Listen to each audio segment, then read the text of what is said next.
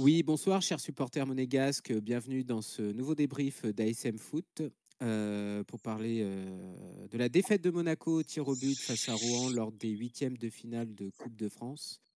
Je serai accompagné ce soir de Laetitia et de Florent. Bonjour à tous. Bonsoir plutôt. Bonsoir. Bonsoir.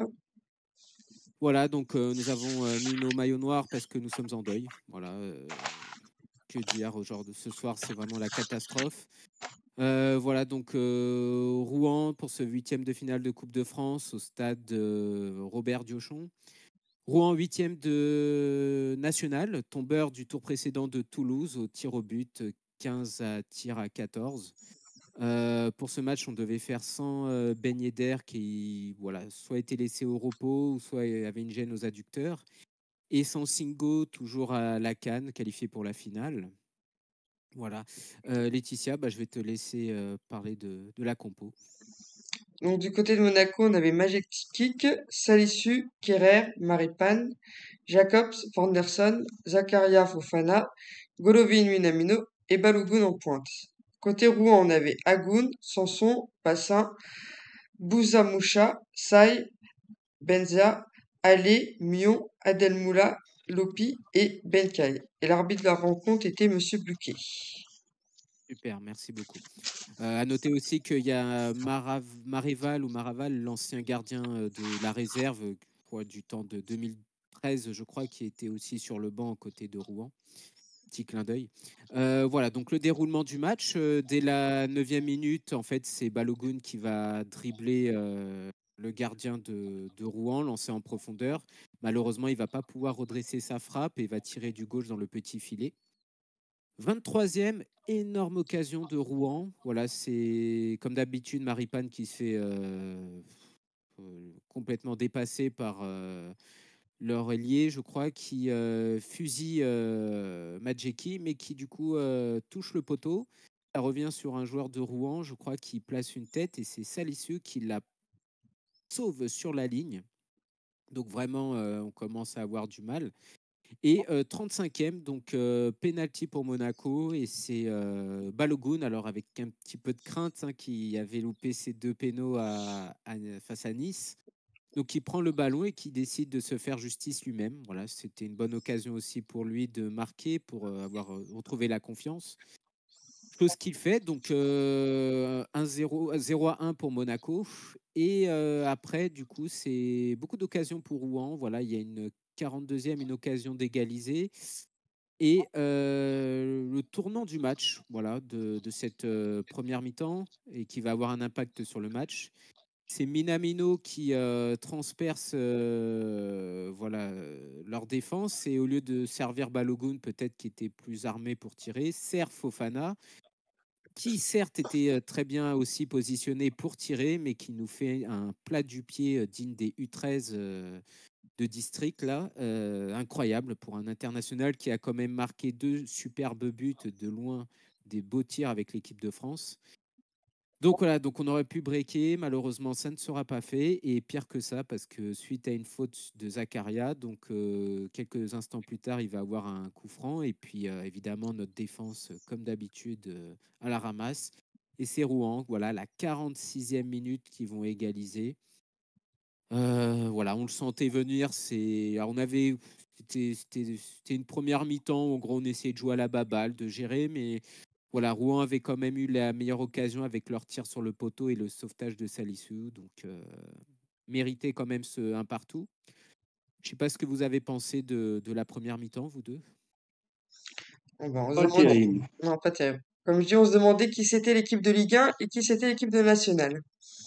Ouais, ça se voit Et tu t'es que. trompé, c'est pas la 46e, c'est la 50e minute qu'ils ont marqué. Ouais, plus le temps additionnel, ouais. Ouais. Voilà. Donc, ouais, non, c'est ça, c'est vraiment rageant.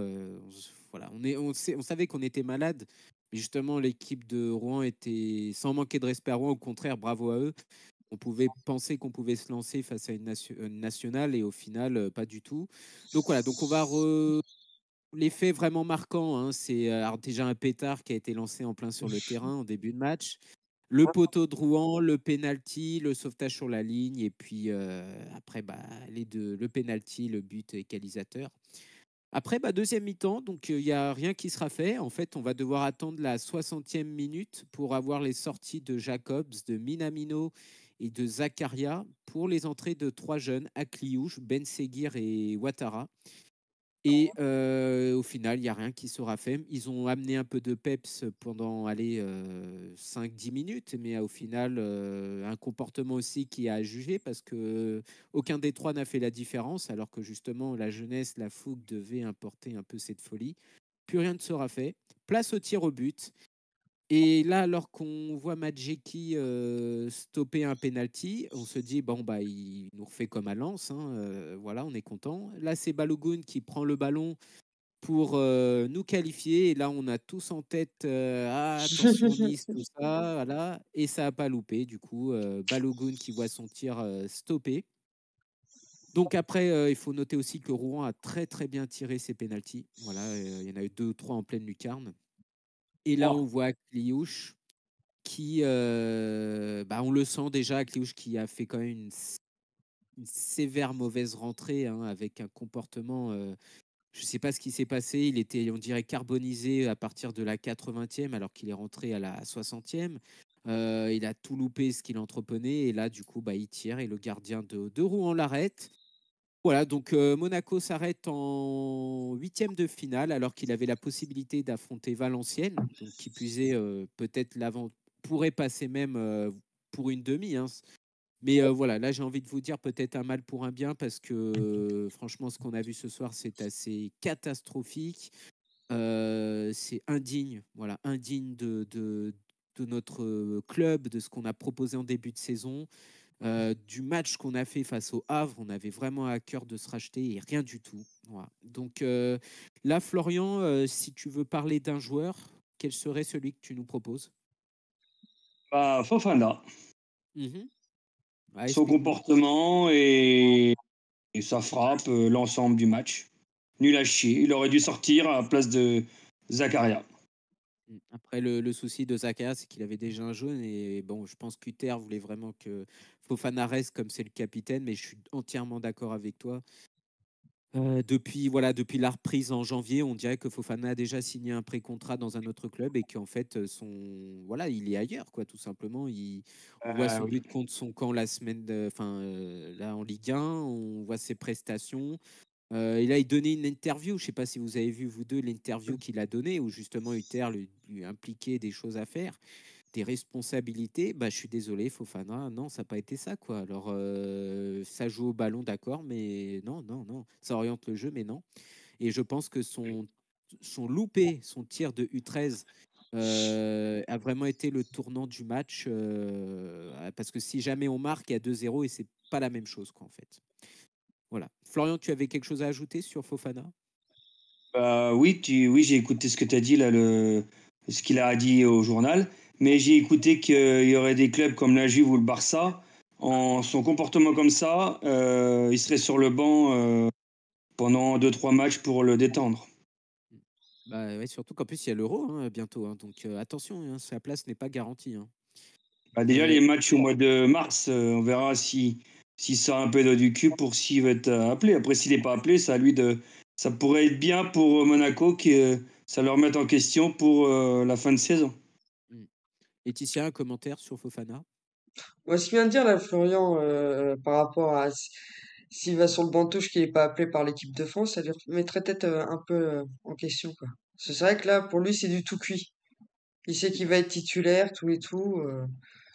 exactement ça. Donc, Voilà. Laetitia, du coup, alors maintenant la rubrique Taulier, Casper, homme du match. Bon courage à toi. ouais, c'est clair, merci. Ouais. Bon, bah, le Gasper, je pense que tout le monde est d'accord. Moi, j'avais mis Jacobs. Jacobs qui revient de la canne pourtant. Je suis désolé, là, qui a tout foiré face à Rouen, quoi. Avec tout le respect que j'ai pour Rouen, face à une nationale, tu t'arrives à rien. On se demande pourquoi d'ailleurs Ouattara n'avait pas été titulaire, hein, puisque normalement c'est le moment de faire tourner peut-être. Et là, non. Il a fait une bonne entrée, hein, Ouattara. C'est le mieux des trois qui a mieux joué des trois qui est rentré. Mm. Ah Il oui, n'a non, pas assez totalement trouvé. d'accord. Mm, mm. Et ton Casper, du coup? Ah non, c'était Casper Ah oui, déjà là. pardon, voilà. Alors excuse-moi, voilà, justement, non, moi j'aurais voulu mettre l'équipe aussi. Le taulier, si tu en trouves un aussi. Ouais, Salissou, parce que bah, le sauvetage sur la ligne, même si Maripane aussi en a fait, mais il a fait plus de sauvetage hors de ça. Salissou qui revient bien quand même, hein, depuis la Mm. CAN. Se souvient de son match à Marseille. Voilà, c'est prometteur. Espérons qu'il continue. C'est vrai, Ça a été une c'est bien. mauvaise langue parce que tu dis qu'il serait blessé à la canne. Et sur le coup, il Mm. s'est pas blessé et il retrouve un peu son niveau. Moi, je suivais pas en Angleterre, mais depuis qu'il est revenu de la canne, et il fait des bons matchs dans l'ensemble. Voilà. Il fait pas d'erreur défensif. Non, non, très propre. Taulier de la défense. Hein, voilà. En même temps, quand tu as un Maripane à côté, voilà quoi. Ah, Keller, pour moi, après, il a fait des gourdes, mais il a fait quand même son match. Ça peut aller. Et le pire, c'est Maripane. Le but, qui est pas hors jeu, c'est à cause de Maripane, hein, le gars. Mm. Comme souvent. Et du coup, la rubrique contient l'homme du match. Donc, si Laetitia, tu en trouves un, dis-le nous. Ouais, exceptionnellement, l'homme du match sera au 11 vu que c'est l'équipe de Rouen, tout simplement. On est d'accord, je pense, avec Florian. Du coup, Oui, bah voilà. oui. Bravo à cette équipe de Rouen qui s'est battue avec ses armes, qui a tout donné. On parle bien de Rouen, mais de national, hein, pas de Quevilly Rouen de Ligue 2. C'est vraiment, voilà, dans un stade, vraiment, ils étaient à fond. Un public qui a poussé, et puis des joueurs qui se sont défoncés de A à Z, hein, notamment leurs ailiers. Bravo à eux, franchement, bravo. Maintenant, on va passer aux chiffres. Florian, est-ce que tu as les chiffres? Alors, les chiffres pour la première mi-temps, 7 tirs pour Rouen, 5 pour Monaco. Cadré, Rouen, il y en a eu 3, première mi-temps, Monaco 2. Les corners de chacun, première mi-temps. Et la possession, 34 pour Rouen et 66 pour Monaco. Et en deuxième mi-temps, la possession, 32 Rouen, 68 Monaco. Nombre de tirs pour Rouen, 3 et 1 cadré. Et en deuxième mi-temps, pareil, Monaco, 8 tirs, dont 1 cadré. Et corner, 2 pour Rouen et 1 pour Monaco. Ok, merci. Est-ce que Merci. tu veux le global de passes dans le match, non? Oh non, de toute façon, ça sert plus à Ah, je sais rien. pas, Tu si tu veux. vois. Vas-y, si tu veux, vas-y. Mais tellement dépité. C'est clair. Vas-y. 532 passes contre 227 pour Rouen. Ouais, non. Ouais, non, non, mais c'est incroyable. Incroyable. On va passer maintenant au carton rouge. Je ne sais pas si vous êtes d'accord avec moi tous les deux. Le carton rouge, c'est vraiment, voilà, c'est la mentalité, voilà, d'un coach. Alors déjà d'entraînement, on nous montre des entraînements, voilà, tout va bien sous le soleil. Après, c'est des discours d'entraîneurs et de Fofana par exemple, même d'Akliouche hein, qui a fait, voilà. Et on voit bien que bah, les trois ont eu un impact entre un entraîneur qui, voilà, par exemple a mis Golovin alors qu'il aurait pu laisser un peu au repos qui s'entête avec un schéma tactique qui n'est peut-être plus le bon.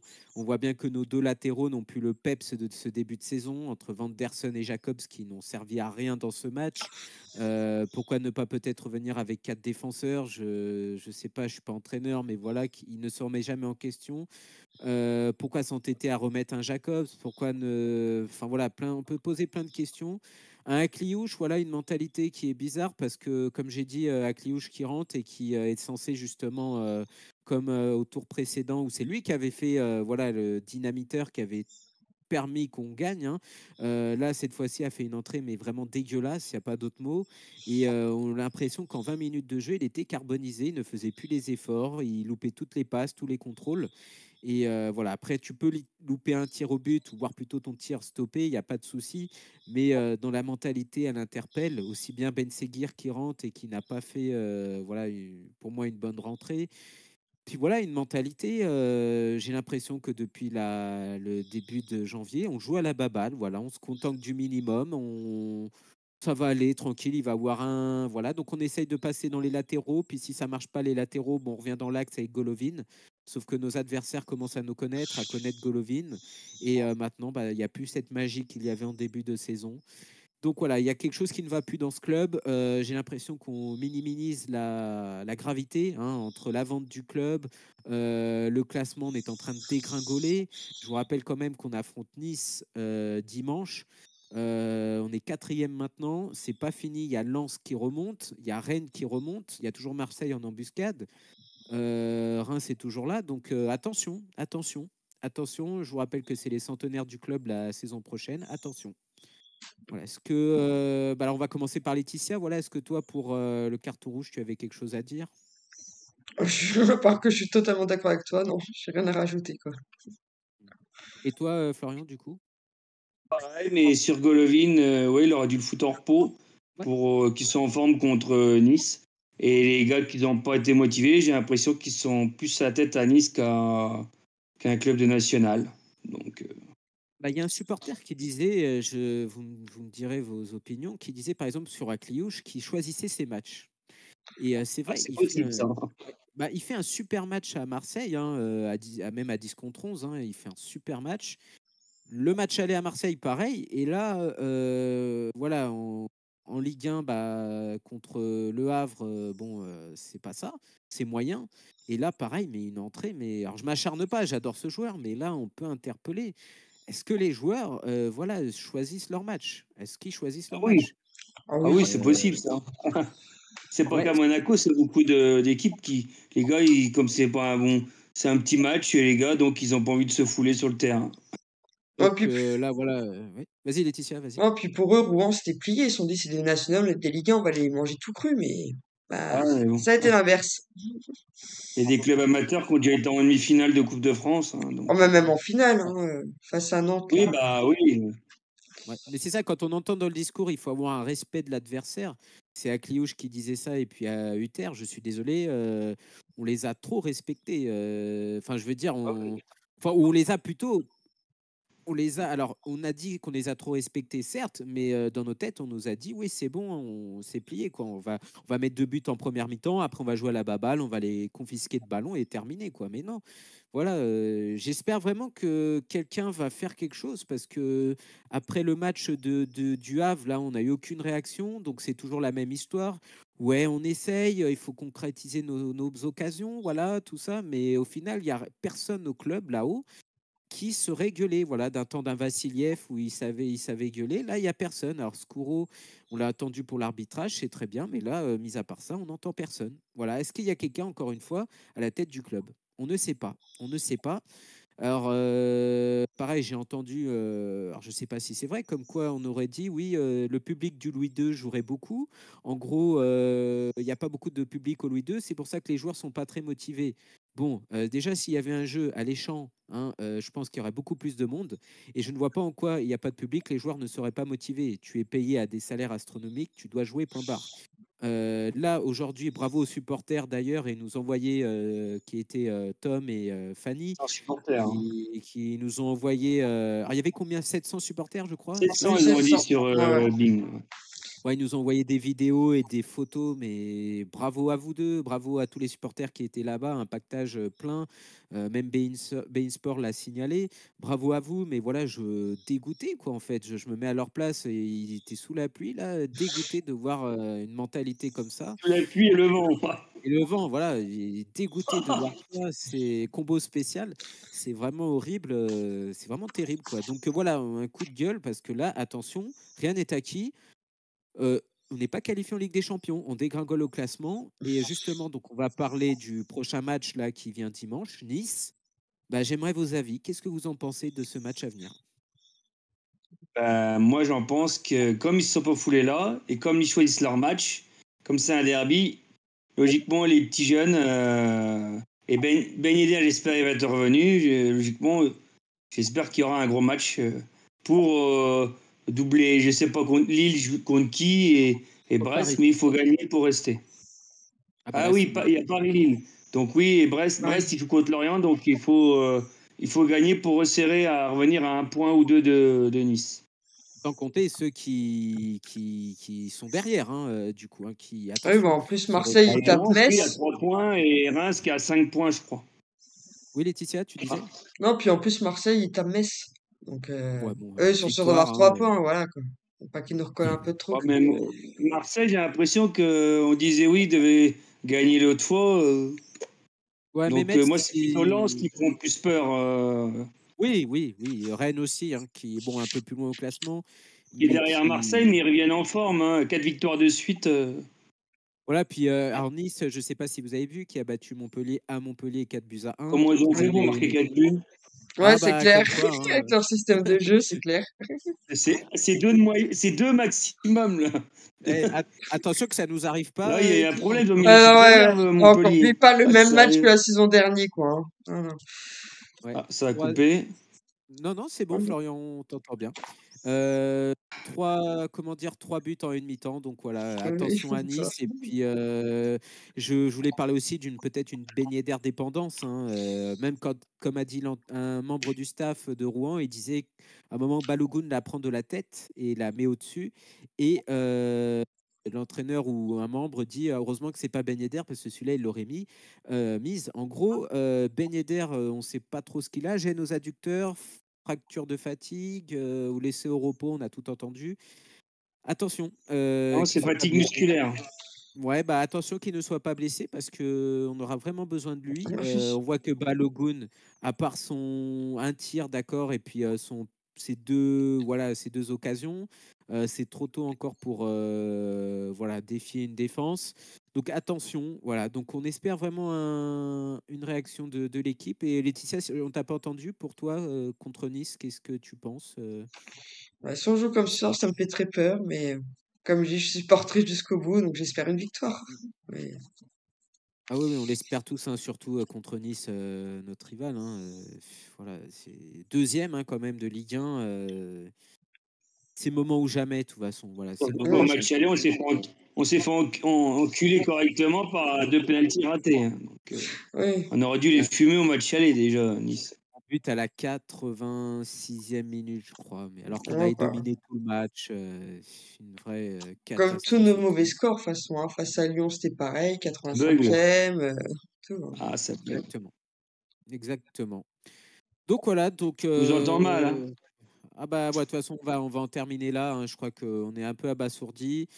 Voilà, donc Monaco éliminé de ce huitième de finale de Coupe de France, hein, qui aurait pu se poursuivre face à Valenciennes, sans manquer de respect à Valenciennes, qui sur le papier nous était inférieur, donc on aurait peut-être pu viser une demi-finale.